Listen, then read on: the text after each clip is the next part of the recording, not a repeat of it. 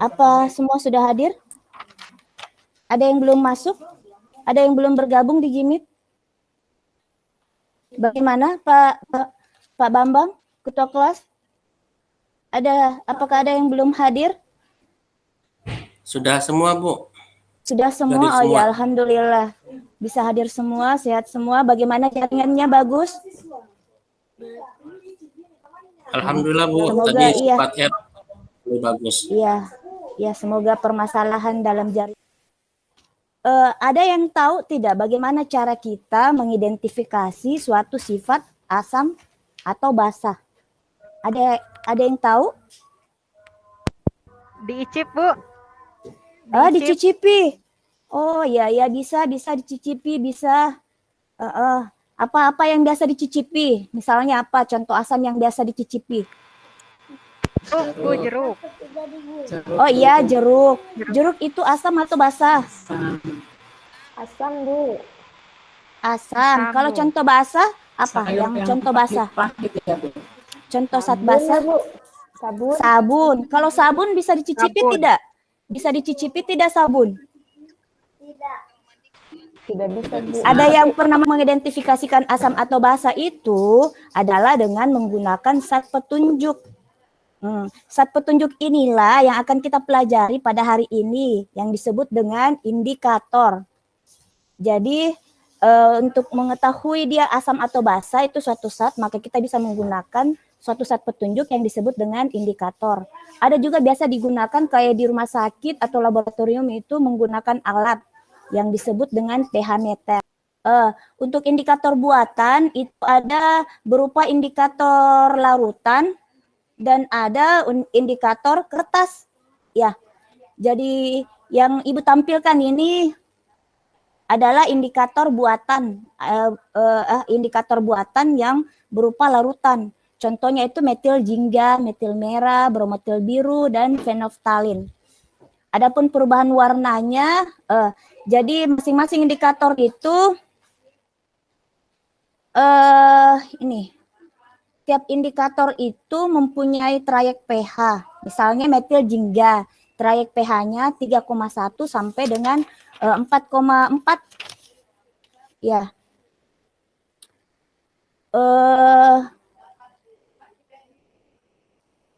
Adapun perubahan warnanya yaitu berubah dari merah ke kuning. Bagaimana cara pengujiannya? Misalnya seperti ini. Misalnya kita ambil metil jingga. Kemudian metil jingga ini kita celupkan ke dalam suatu sampel larutan. Ternyata kita tetesi, metil jingga ini kita tetesi ke sampel larutan. Kemudian terjadi perubahan warna merah. Maka kalau warnanya berubah menjadi merah, maka pH larutannya itu kurang dari 3,1. Anak-anakku. Kalau ini ya, terus sebaliknya, kalau ditetesin metil jingga terus berubah menjadi warna kuning, artinya pH-nya itu lebih dari 4,4. Sampai di sini mengerti ya? Sampai di sini paham? Paham, Bu. Paham ya? Iya.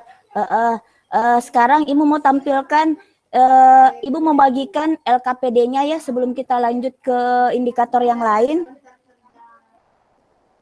Bisa ya? Ibu lanjutkan ke LKPD-nya. Ya, silakan duduk, silakan dengan kelompoknya.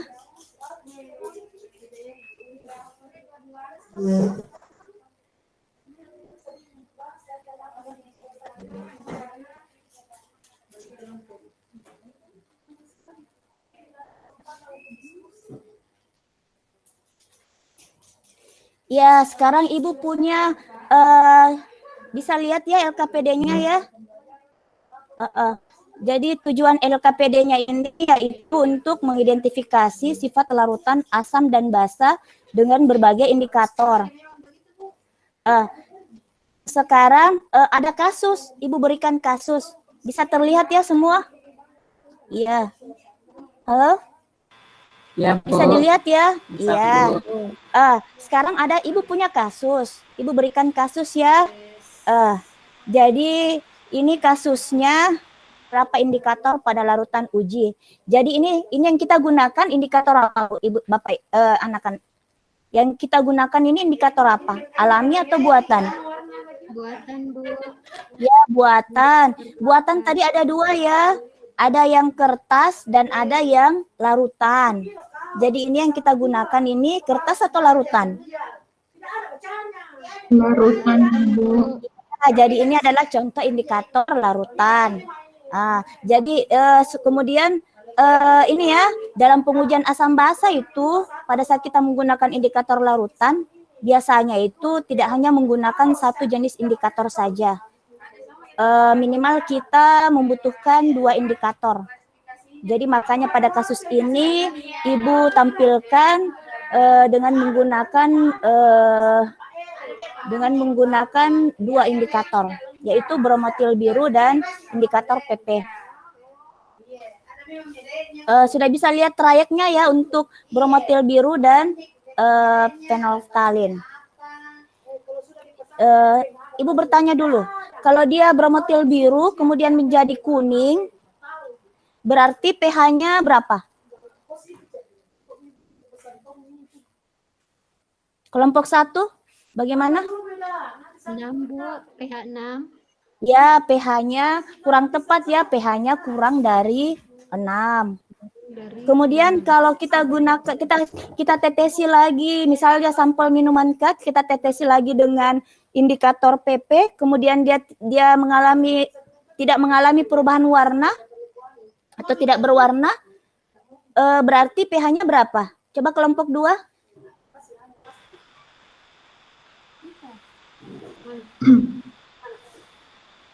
Kelompok 2, sampel minuman untuk K itu kalau ditetesin dengan PP kemudian tidak berwarna, berarti pH larutannya berapa?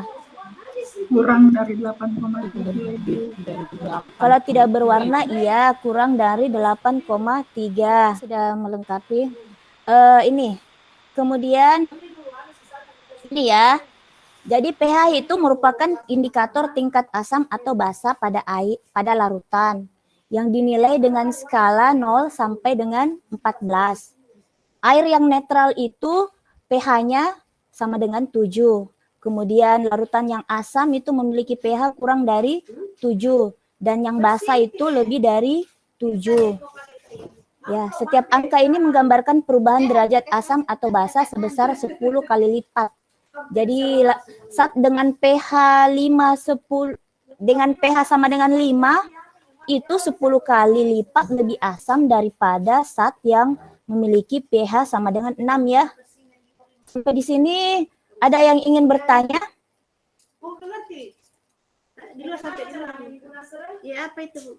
Jelas ya? Kalau begitu Ibu kembalikan kepada kelompoknya masing-masing untuk menyelesaikan kasus pertama ini. Sifat dari sampel minuman, 5 sampel minuman yang ada, apakah dia bersifat asam atau basah atau netral?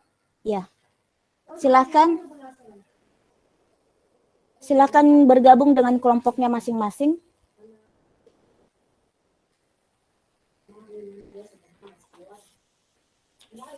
Sudah bisa mempresentasikan hasil pengamatannya?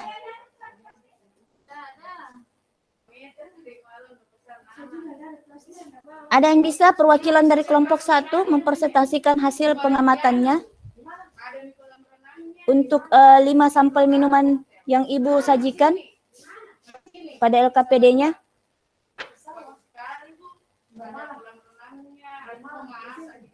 Halo?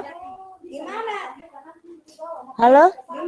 Kelompok 2 bagaimana sudah pengamat yang ada bisa yang memaparkan?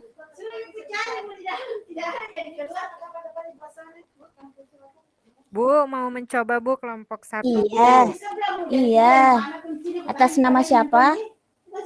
Gita, Bu. Oh iya, silakan Gita. Kelompok 1 tadi sudah mendiskusikan mengenai mana sampel yang memiliki pH kurang dari 7, lebih dari 7 dan Iya. sama dengan 7 ya Bu. Iya. Dari tabel pengamatan Yang kurang dari 7 itu Ibu untuk sampel minuman yang berwarna yang K Ibu.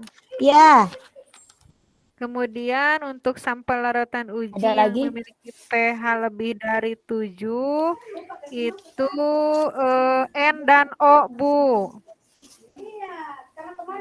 Kemudian sampel yang memiliki larutan uji yang pH-nya sama dengan 7, berarti mendekati netral ya Bu ya.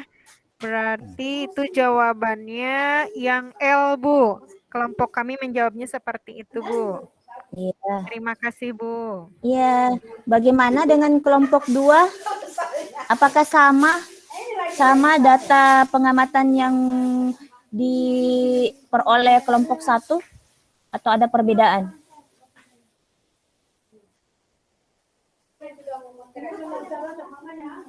Kelompok 2, Ibu Yuwita, untuk menyimpulkan larutan uji yang memiliki pH lebih dari 7 itu tadi apa? Huruf apa?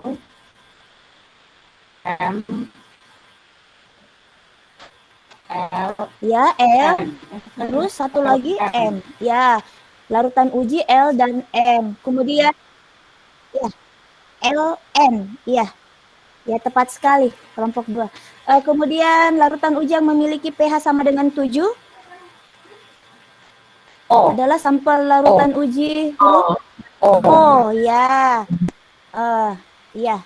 Jadi kita sudah bisa menyimpulkannya bahwa ada 2 sampel yang bersifat asam dan ada 2 yang bersifat basa dan 1 bersifat netral. Selanjutnya, Ibu inginkan kalian mencari informasi terkait sampel minuman yang sudah kita uji dari Alfamidi ya. Tadi yang bersifat asam, basa atau netral. Kemudian Ibu ingin kalian menghubungkan sifat-sifat yang ada untuk memprediksi kira-kira jenis minuman apa yang dijadikan sampel larutan uji itu. Misalnya asam. Kira-kira produk Alfamidi apa yang bersifat asam?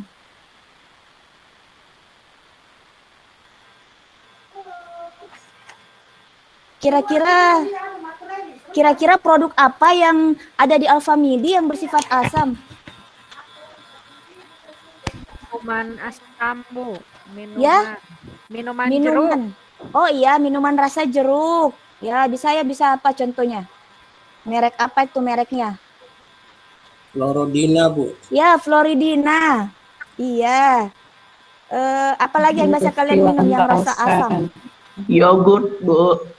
Ya, yogurt. Iya. Ya. Kemudian kalau yang bersifat basa, contoh sampel minuman apa? Mereknya? Obat mah, Bu, obat mah. Ya, obat mah. Ya, obat mah. Iya. Kenapa ya obat mah itu bersifat basa?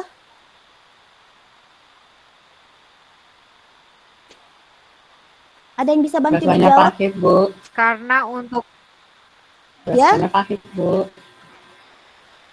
Kira-kira ya? Mengandung MgOH, Bu. Oh iya, kira-kira dalam komposisinya tuh komposisinya mengandung MgOH 2 kali. MgOH 2 kali ya. Ya, apa rumus molekul MgOH 2 kali itu nama senyawanya apa? Magnesium hidroksida. Ya, magnesium hidroksida. Kita kan kemarin sudah belajar teori asam basa ya. Teorinya apa itu? Yang mengandung gugus hidroksida. Ya? Ya, teorinya Arrhenius. Bahwa dalam satu larutan itu kalau dia mengandung ion hidroksida berarti dia bersifat basah. Iya, bagus sekali masih ingat pelajaran yang minggu lalu. Ya, kemudian kalau yang netral kira-kira apa itu contohnya? Contoh produk di Alfamidi yang bersifat netral. Minuman yang bersifat netral. air minum, Bu, air Ya, minum. air minum ya, air putih ya. Ya, sampai di sini mungkin ada yang belum jelas atau ingin ditanyakan?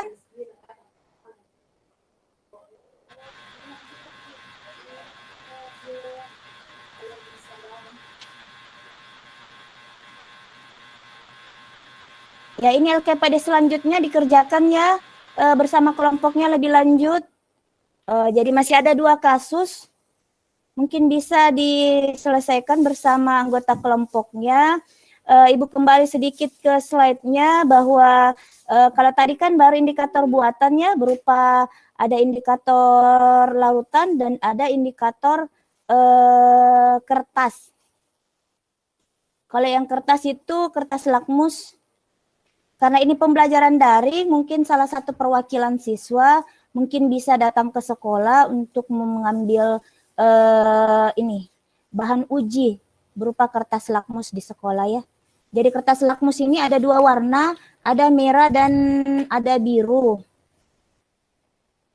Kertas lakmus ini bisa berubah warna ya pada larutan asam dan basa. Itu kenapa? Karena di dalamnya terkandung senyawa organik yang dapat berubah warna pada kondisi asam dan basa.